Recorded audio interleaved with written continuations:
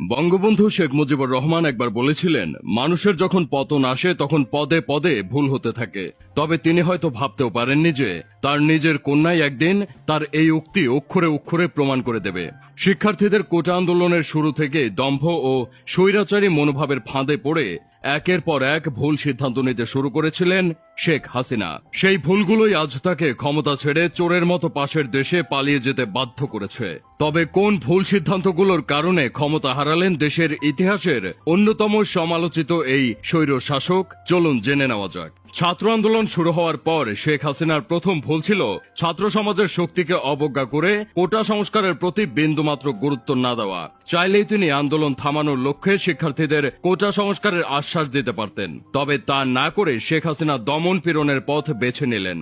এছাড়া 14 জুলাই চীন সফর শেষে দেশে ফেরার পর এক সংবাদ সম্মেলনে শেখ হাসিনা আন্দোলনরত শিক্ষার্থীদের রাজাকারের সাথে তুলনা করেন, যেটা ছিল তার দ্বিতীয় ও সবচেয়ে বড় ভুল। কারণ তার এই বক্তব্যের পরের রাতই স্লোগানে উত্তাল হয়ে ওঠে ঢাকার রাজপথ। পরের দিন 15 জুলাই ছাত্রলীগকে দায়িত্ব দেওয়া হয় কোটা আন্দোলনকারী শিক্ষার্থীদের শায়েস্তা করার জন্য, যার ফলে সেদিনই অসহায় ছাত্রছাত্রীদের ওপর পাশবিক নির্যাতনে ঝাঁপিয়ে পড়ে ছাত্রলীগের ক্যাডাররা। আর এটাই ছিল শেখ হাসিনা ও তার দলের তৃতীয় ভুল। আন্দোলনকারীরা শিক্ষার্থীদের ওপর পুলিশ ও ছাত্রলীগের বর্বরোচিত হামলার পরেই এর তেজ গোটা দেশের ছাত্র সমাজের মধ্যে আগুনের মতো ছড়িয়ে পড়ে।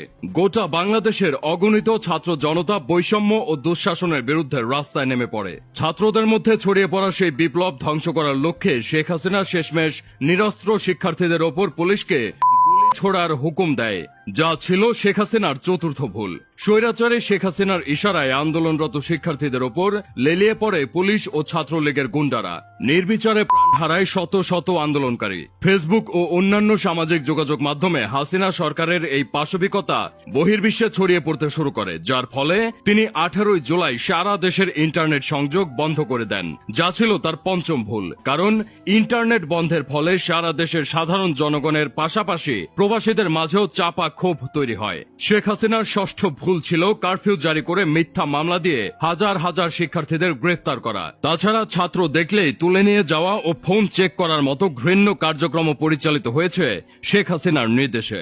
দেশের পরিস্থিতি কিছুটা স্বাভাবিক হওয়ার পর Sheikh Hasina metro rail BTV ভবন পরিদর্শন করে মায়াকান্নার অভিনয় করতে গিয়ে নিজের সপ্তম ভুলটা করে ফেলেন। হাজারো প্রাণের চেয়েও মেট্রো রেলের মূল্য যার কাছে বেশি, সেই স্বৈর শাসককে উৎখাতের দাবি আরো জোরদার হতে শুরু করে তখন থেকেই। এছাড়া 6 জন সমন্বয়ককে জোর করে ডিবি কার্যালয়ে আটকে রেখে আন্দোলন সমাপ্তির মিথ্যা স্টেটমেন্ট নেওয়াটা ছিল শেখ হাসিনার অষ্টম ভুল। কারণ সমন্বয়কদের কাছ থেকে মিথ্যা স্টেটমেন্ট আদায়ের পরই কিছুটা ঝিমিয়ে পড়া আন্দোলন আরো বৃহৎ রূপ ধারণ করে। তবে তখনও শেখ হাসিনার সুযোগ ছিল শিক্ষার্থীদের 9 দফা দাবি মেনে নিয়ে ক্ষমতায় টিকে থাকার। তবে তিনি নিজের ইগো ধরে রেখে আইন শৃঙ্খলা বাহিনীকে আরো কঠোর হতে নির্দেশ দেন, যা ছিল তার নবম ভুল। হাসিনার আদেশ পেয়ে আবারও পুলিশ সাধারণ ছাত্রছাত্রীদের ওপর গুলি চালাতে শুরু করে। তবে এতে হিতে বিপরীত হয় এবং 9 দফা দাবি 1 দফায় পরিণত হয়। স্টুডেন্টদের তখন দাবি একটাই, শেখ হাসিনার পদত্যাগ। ক্ষমতা থেকে হাসিনাকে নামানোর জন্য শুরু হয় অসহযোগ আন্দোলন। ছাত্রদের পাশাপাশি সাধারণ জনগণও নেমে পড়ে রাস্তায়। এমন পরিস্থিতিতে হাসিনা তার অন্তিম ভুলটি করে বসে। সারা দেশে আওয়ামী লীগের যত অঙ্গ সংগঠন রয়েছে সবাইকে ছাত্র হত্যায় লেলিয়ে দেন তিনি, যার প্রতিবাদে ছাত্র সমাজও তাদের সর্বশেষ কর্মসূচি হিসেবে ঘোষণা করে লং মার্চ কর্মসূচি। 5ই আগস্টের সেই ঐতিহাসিক লং মার্চের মাধ্যমে পতন হয় শেখ হাসিনার। শুরু হয় বাংলার ইতিহাসের নতুন এক অধ্যায়ের। কোটা আন্দোলনের শুরুতে চাইলেই শেখ হাসিনা ছাত্রদের সাথে সমঝোতায় বসে নিজের ক্ষমতা ধরে রাখতে পারতেন, তবে তা না করে তিনি পদে পদে ভুল করে গিয়েছেন। যেসব ভুলের মাসুল হয়তো তিনি আজীবন গুনে যাবেন।